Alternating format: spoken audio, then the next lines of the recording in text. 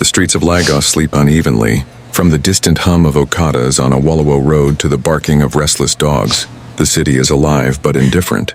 Rain drips off a rusted zinc roof nearby, gathering in potholes like small mirrors. Camera tracks with her feet on hot tar, bare, swollen, trembling, each step louder in her ears than the thunder overhead. Her name is Amara, though few call her that. To most, she's just the poor maid from mile 12, who carries loads of yam on her head for women who barely thank her. Tonight she's doubled over with labor pains, her wrapper damp, her breath shallow. In her palm, she clutches a small red bracelet, the only thing her late mother left her. She reaches the towering black gate of a mansion, its golden crest glinting under the streetlight. A mansion she scrubbed from the outside, watching drivers glide past without a glance. She collapses at its foot. Her cry pierces the still night. A child coming, but no mat, no midwife, no mercy. Cut to. Inside the compound, a party swells. Laughter, clinking glasses, high-life music. Many nagbata toast to deals and destiny. The walls keep wealth in and pain out. Outside, Amara's scream cracks the divide. A guard storms forward, torchlight stabbing the dark. Who is this? Move away. You cannot dirty this place. But she cannot move. Her water breaks, streaming across the tiled entrance. She gasps, whispering to the bracelet, "Mama, don't let me die here." Camera pushes in, her face lit only by the torch's beam. The contrast is brutal. One world feasting, another world breaking open. As thunder rolls, her voice fades into the night. And we ask ourselves, will the gate open? Will the child be welcomed into light or swallowed by shadows? The sun over Lagos doesn't rise softly. It burns its way into the sky. Heat climbs before the day even begins, bouncing off tin roofs and yellow buses packed too full. At mile 12 market, smells crash into each other. Ripe plantains, dried fish, diesel smoke, and sweat. Amara moves through it like a shadow. A wooden tray balanced on her head, stacked with tomatoes she does not own. Her wrapper is faded blue, her slippers thin as paper. Her eyes, though, are sharp, not dull, not beaten, only carrying a kind of quiet determination, as if every coin she earns has a purpose beyond herself. "Amara!" a woman shouts, pointing at a sack of onions. "Carry this to the junction, quick!" She bends, lifts. The weight nearly folds her, but she steadies, adjusts the sack, and begins the trek. Camera tracks her weaving through a crowd, Okada horns blaring, hawkers yelling, pure water, boys chasing after danfos for last seats, a group of girls her age, market helpers like her, though cleaner, their heads wrapped in bright scarves, and notice her sweat. One sneers, "See her, poor maid, always smelling of kerosene." The others laugh, covering their noses theatrically. Amara lowers her eyes but does not answer. She carries on, each step like a vow not to break. At the junction, the woman gives her 20 naira, barely enough for bread. Still, Amara bows slightly. "Thank you, Ma." Her home is not much. A single room behind a mechanic workshop. Corrugated iron walls and a wooden door that doesn't lock. Inside, a mat, a plastic bucket, 2 plates, and a photo of her late mother pinned with a rusted nail. She sits on the floor, unwrapping a kara bought with her 20 naira. She eats slowly, dividing it as if for 2. Her hand rests on her belly. 7 months pregnant. Nobody knows who the father is. Nobody cares. In mile 12, stories spread, but truth is washed away in gossip like chalk and rain. "Even if nobody sees me," she whispers to the photo, "God sees." Her voice is steady, but her eyes water. She works again into evening, carrying loads for strangers until her back aches. The city shifts color, shopkeepers lighting lanterns, suya smoke drifting up, danfo conductors shouting Oshodi, Ojuelegba, Ikoyi. The music of hustling fills the air. A little boy tugs at her wrapper. "Auntie, buy groundnut." She pats her belly, smiles. "Not today, my son, tomorrow." The boy nods and runs off. As she walks home, she pauses beneath a mango tree outside the market. The branches stretch wide, leaves whispering in the evening wind. This is where her mother once told her, "Every fruit begins small. Amara, wait, and your season will come." She touches the bark gently, almost as if the tree itself remembers her. Then she ties her mother's red bracelet tighter around her wrist. Camera holds on the bracelet as danfos roar past, drowning her in dust. Men laugh loudly, drinking burukutu. A radio crackles high-life music. From her room, Amara hears their voices. "Oh, that poor maid again. Who go marry her like this? Carrie Bell, no husband, no family." The laughter stings, but she lies on her mat, rubbing her belly.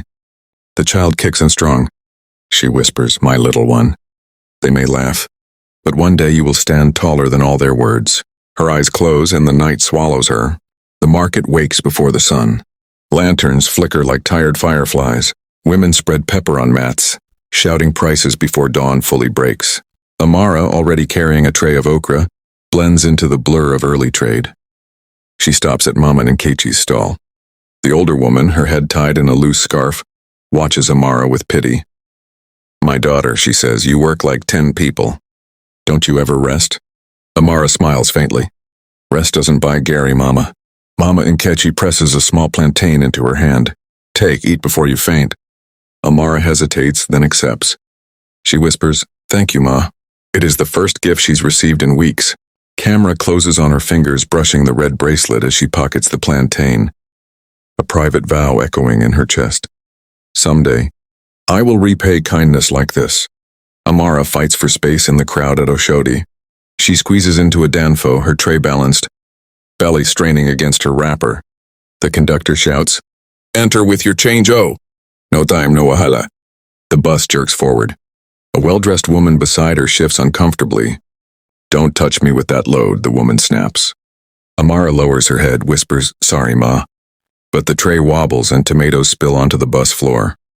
Laughter erupts. "See this poor maid." Someone mocks. "She went sell soup for free." She bends quickly, gathering tomatoes, cheeks hot with shame. The bus jolts again, tossing one tomato under a man's polished shoe. He crushes it without care. She presses the bruised fruit to her chest, eyes burning but dry. By the time she returns the tray, her back feels broken. She sits briefly by a roadside kiosk sipping sachet water. Across the street, an SUV glides past, black-tinted windows, horn clearing the road. People step aside automatically. Amara watches silently, her reflection rippling in the glass of a puddle. She does not know it yet, but the world inside that SUV will soon collide with hers. For now, she only whispers to her belly, "One day, my child, maybe you will ride in such a car." Back at her room, children chase each other between rusted engines. The mechanic apprentices whistle at her as she passes. "Fine girl." Give a small smile. She ignores them, clutching her wrapper tighter. Inside, she lights a stub of candle. The walls glow faintly. She takes out an old school badge from a cracked tin, faded, rusting at the edges. It bears her name, Amara Chukwu. She rubs it gently, whispering, "I could have been someone, Mama. But here I am." The badge lies beside the red bracelet. One a memory of education lost, the other of love unbroken. The market is quiet now. Amara sits under the wide mango tree again, her body tired but her mind restless. A small child from the market approaches, carrying roasted corn. "Auntie Amara, Mama say make you chop." She smiles weakly, breaks the corn in half and gives a piece back. "Share so it's sweet more." The boy grins, his teeth white against the dark, and runs off. Amara leans her head against the tree's trunk. "If this tree can stand storms and still give fruit," she whispers, "maybe I can too." Above, the branches sway gently. The bracelet glints faintly in the moonlight. Beyond the market's dust and noise, the skyline glitters. Towers in Victoria Island, neon lights on Ikoyi bridges. Two worlds so close they touch, yet so far they never meet. But soon, by fate's rough hand, those worlds will crash at one gate. The sun is merciless. Heat bounces off the Danfo buses lined up, their yellow paint flaking, horns blaring without end. Hawkers wave sachet water at sweating passengers. Amara balances another heavy load of peppers on her head, crossing the chaotic road. A Kekanapep swerves too close. The driver shouts, "Move, poor maid." "Do you want to die?" The peppers nearly spill, but Amara steadies them, heart pounding. Around her, people laugh. She whispers to her belly, "Don't worry, my child. I will carry you safely too." A group of traders gather, gossiping loudly. One points as Amara walks by. "See her carrying another man's shame." Another laughs. "Who will marry a girl like that? She will die with her poverty." Their words cut sharper than knives, but Amara keeps walking. She focuses on a sound, the faint rustle of the red bracelet against her skin. It steadies her like her mother's unseen hand. Amara ducks into a small food shed. The smell of stew and fried fish clings to the air. She wipes sweat from her face, then shyly asks, "Auntie, can I wash plates for you?" Auntie Margaret, a stern woman with kind eyes, nods. Wash well and I'll give you rice. Amara plunges her hands into greasy water, scrubbing until her fingers wrinkle. She doesn't complain. She doesn't know how.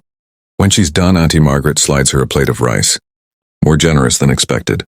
Amara bows, murmuring, "Thank you." She eats quickly, hiding her hunger, then saves half in a leaf wrapper for later.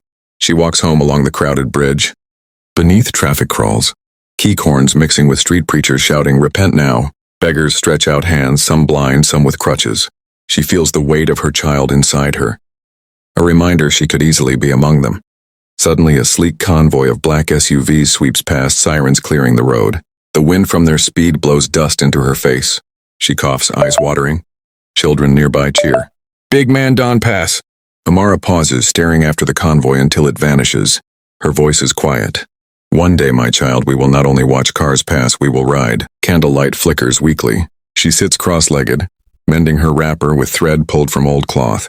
The school badge rests beside her, faded letters catching light. She whispers to the badge, "If I had stayed in school, maybe things would be different. Maybe I would be wearing fine uniform, sitting in office, not here." The baby kicks suddenly. She laughs softly through tears. All right, I hear you. Your life will be better than mine. I promise." Her voice cracks but holds firm. Amara sits again under the mango tree, eating the leftover rice from Auntie Margaret. Around her, the market has gone silent. Only distant music drifting from a bar. She closes her eyes, listening to the leaves whisper above. In her mind, she hears her mother's voice. "Amara, when life gives you nothing, give it your dignity." She touches the red bracelet. A vow swelling inside. No matter how poor, she will not beg for pity. Far away, the city glitters. Towers rise, glass and steel glowing against the dark. Inside those towers, the rich feast. Outside, under a mango tree, a pregnant maid finishes cold rice with bare fingers. The morning explodes with sound. Traders shout over one another. Danfo conductors slap their buses, and the air thickens with smoke from roasted yam. Amara threads through it all, a tray of bananas on her head. A boy no more than 12 points at her swollen belly. "See, maid, way to carry bell." "Na customer give you Laughter ripples through the crowd. Even grown men join in. Amara lowers her head, keeps walking. But the sting lingers. A kind voice stops her, an old man selling cola nuts. His eyes soften as he presses a nut into her palm. "Don't mind them, my daughter. Every child is a blessing." Her eyes glisten. She bows. "Thank you, Baba." The red bracelet glints as she clutches the cola nut like treasure. Heat shimmers on the tar. Amara balances a sack of cassava, sweat pouring into her eyes. Suddenly, a Danfo swerves too close. She stumbles, nearly falling. A young banker in a starched shirt steadies her load briefly. For a moment, kindness. Then he notices her belly and frowns. "Ah, sorry, carry your wahala carefully next time." He strides off. The moment closes. Amara breathes, whispering to her belly, "We will walk careful. We must." Noise fills the yard, metal clanging, apprentices shouting. Amara bends over a basin, washing clothes. The women nearby gossip loudly. That Amara, she will suffer until she dies. No husband, no father for her child. Another adds. And yet she still walks with her head high. Poverty with pride. Amara doesn't respond. She squeezes water from her wrapper, hangs it carefully, and hums softly. A tune her mother once sang while pounding yam. Her voice is low but steady, shielding her heart. She rests beneath the mango tree again. The branches spread wide, leaves rustling. She pulls out her faded school badge and studies it. "Chukwu Amara," it reads faintly. She whispers, "I once dreamed of being a teacher, of standing in front of children, chalk in hand. But now, who will listen to me?" Her unborn child kicks, strong and insistent. She presses her hand against her belly. You will listen. You will learn. I will find a way." The red bracelet slides against her wrist, glowing faintly in the dying light. A wide shot. Neon signs glitter in Victoria Island. Ferries cross the lagoon with lights shimmering. Wealth hums on one side, hunger hums on the other. Amara walks home through the mechanic yard. Men laugh, drink, slap dominoes on wooden tables. Someone calls out, "Maid! Don't drop your baby here, nobody will carry it." Laughter erupts. She walks past in silence, head lifted, not giving them the satisfaction of her tears. Inside her room, candlelight flickers. She places the cola nut and her badge beside her mother's photo. Small tokens, but in her world they are anchors. She whispers to the photo, "Mama, I will not give up. Even if nobody sees me, I still have a heart." The candle gutters. Darkness folds around her. The rain is heavier now, pounding on tin rooftops, sliding down the black iron gate where Amara lies half-conscious. Her newborn child's cry is weak, fading into the storm. The guards pace nervously. One mutters, "We must clear her away. Olga cannot see this embarrassment." Another lifts his baton, about to shove her.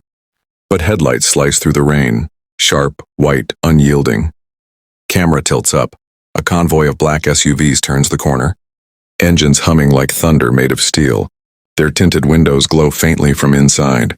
The road clears instantly, even Okadas scatter. The guards stiffen. "Olga, Dawn, come." The SUVs glide to a stop. Doors open in practice sequence. Men in dark suits step out, scanning the street. Then from the largest SUV, a figure emerges. Mr. Obi Okafor, CEO of Okafor Holdings, one of Lagos' most powerful men. Tall, broad-shouldered, a presence that bends the air around him. His agbada is white, untouched by the rain, as though even the storm hesitates to touch him. Neighbors and bystanders bow their heads instinctively. Whispers ripple. That is him. The billionaire. The one with banks, oil, even politicians in his pocket. Mr. Obi strides forward, eyes narrowing at the scene. A poor maid collapsed. Baby crying. Guards fumbling. What is this? His voice is calm, but it carries weight like a gavel.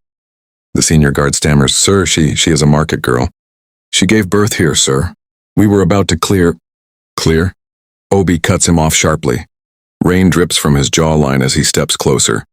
He crouches, looking at the woman and the tiny child. Amara's eyes flutter open. For a moment, her vision is blurred. She sees only a tall shadow bending over her, haloed by headlights. Then she whispers weakly, "Please, don't let my baby die." Her hand trembles as she lifts it. On her wrist, the red bracelet. Camera closes tight, water running over the bracelet's worn beads.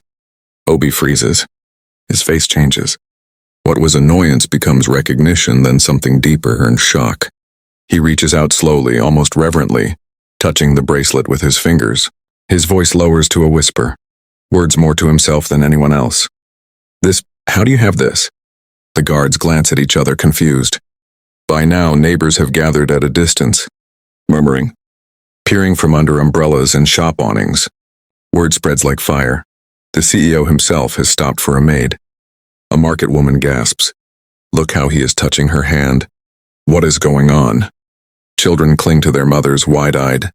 In the storm, it feels like something beyond ordinary. Wealth or poverty is happening, like the air itself is waiting for an answer. Amara tries to speak, her lips trembling. "It was my mother's. She told me never to lose it." The baby cries louder, a fragile sound fighting against the storm. Obi lifts the child gently. Rainwater glistens on his agbada, but he does not flinch. He looks at the bracelet again, then at Amara. His voice is steady now, but laced with something raw. "I knew the woman who wore this once, long ago." Amara's eyes widen, confusion mixing with exhaustion. "You knew my mother?"